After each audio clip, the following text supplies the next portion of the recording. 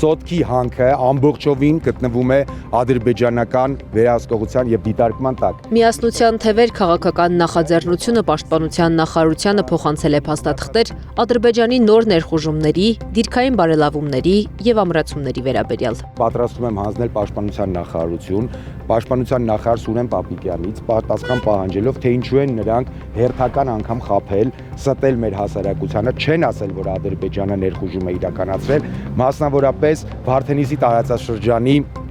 հատվածում տեղի ունեցել դիրքային առաջ խաղացումներ,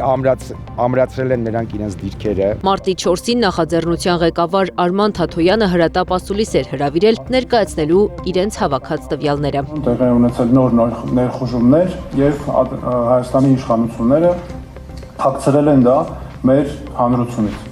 Եվ հիմա ես փաստերով, կոնկրետ ապացույցներով կներկայացնեմ։ Ասուլիսի ընթացքում Թաթոյանը ցուցադրել է ադրբեջանական նոր դիրքերի լուսանկարներ, նշելով, որ մինչև 2025 թվականի հուլիսի 31-ը այդ դիրքերը գոյություն չեն ունեցել։ Նրա խոսքով արբանյակային լուսանկարները ցույց են տալիս, որ դիրքերի կառուցումը տեղի է ունեցել մինչև օգոստոսի 19-ը։ Թաթոյանը նաև նշել է, որ տեղանքում կան խոշոր զինատեսակների համար նախատեսված կրակային դիրքեր եւ համապատասխան կոմունիկացիաներ։ Թեմային ազգային ժողովում անդրադարձել է պաշտպանության նախարար Սուրեն Պապիկյանը, ասելով, որ ներկայացված տեղեկությունները իրականությանը չեն համապատասխանում։ Հարայ հերոսը զուտ նրա համար են, որպեսզի ես արձագանքեմ ու իրենց զրուցակից դառնամ, ես շատ կարճ կպատասխանեմ։ Ձեր նշած անձնավորությունը ստում է։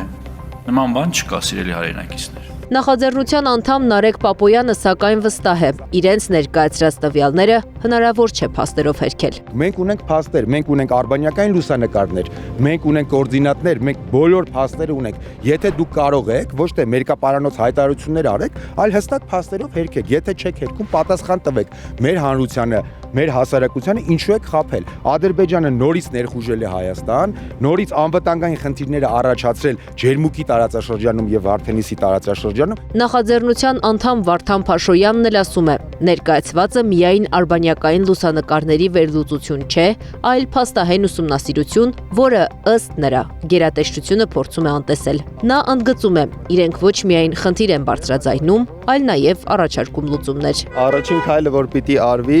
դա բանակցային սեղան վերադարձնելն է Հայաստանի Հանրապետության ինքնիշխան տարածքների դեօկուպացիայի հարցը, որը որ մեզ համար կապահովի նախևառաջ բանակցային շատ մեծ խորք եւ կանք կառն այս զիջումները, որ տեղի են ունենում կառավարության կողմից։ Նախաձեռնության 3 անդամները փաստաթղթերը հանձնեցին գերատեսչությանը։ Սպասեք շենքի վրա մի պայք։ Ժամանակը գնաց Պապիկյանը։ Եկեք ես կոմ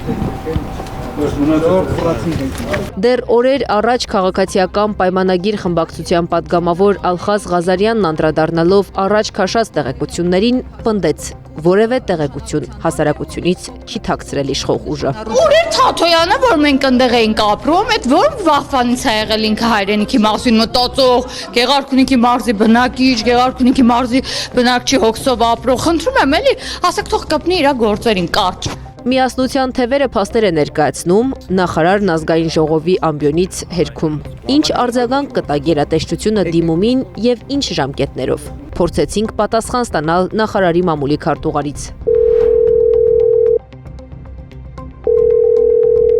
Զանգերը անպատասխան մնացին։